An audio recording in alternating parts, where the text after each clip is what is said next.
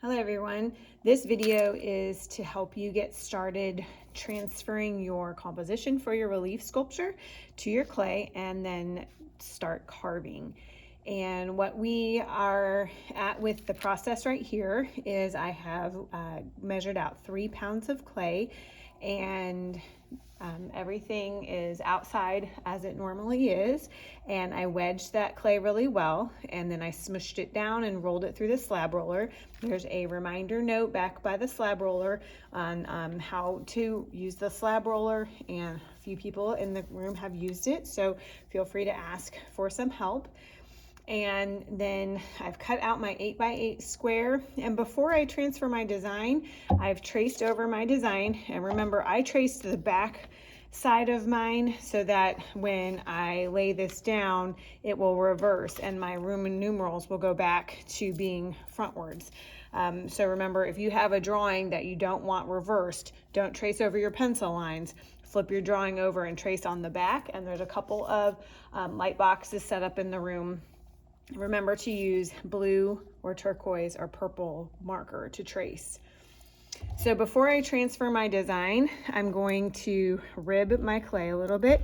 So I'm using one of the plastic ribs, and I'm just slightly scraping my clay. That's going to get rid of the canvas texture that's on there, and that kind of preps my surface. So once I have done that, then I'm going to take my composition and I'm going to turn it over so the marker side is facing my clay, and I'm going to lay it on there. And then I'm going to rib that again. So I'm just using the rib just to kind of smush it down.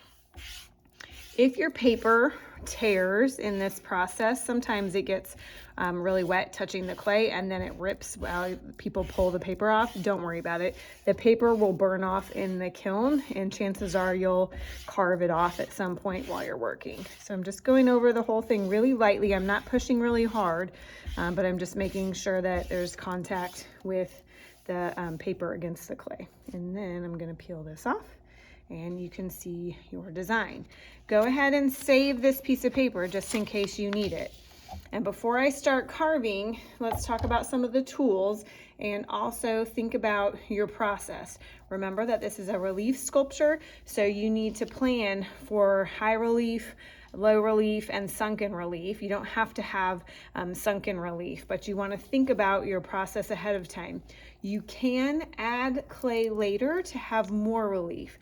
So when I started mine, I wanted to make sure that you could see a difference between my lotus flower and my tree. So I planned to add clay on that lotus flower later, and also on this shape as well. So you can make plans for that.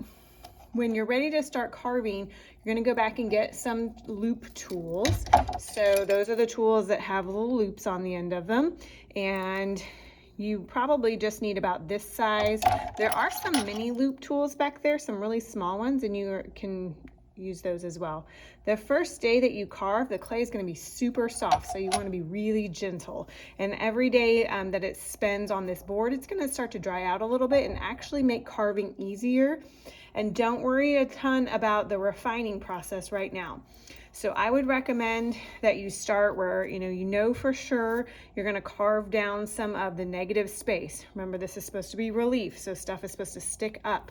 So I want to start by just carving down some of this space around that main shape.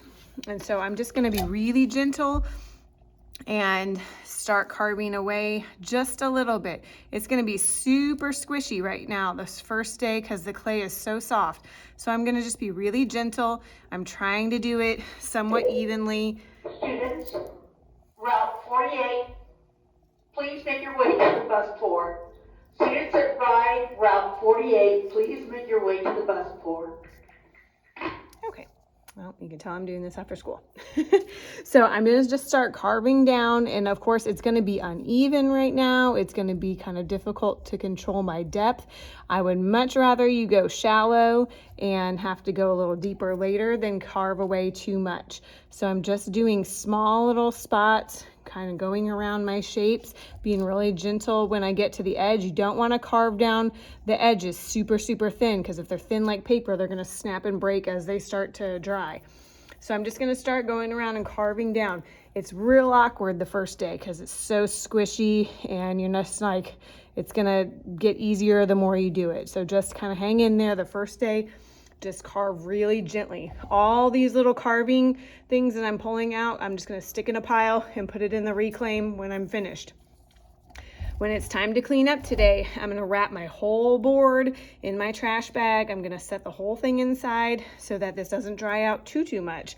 The wood will start to suck some of the moisture out, so you can leave it right on the board and it will start to dry a little bit more, but you don't want it to dry out too much. So make sure to wrap it up completely when you leave today, and we'll kind of catch up and touch base when I get back. And of course, if you have questions, you can ask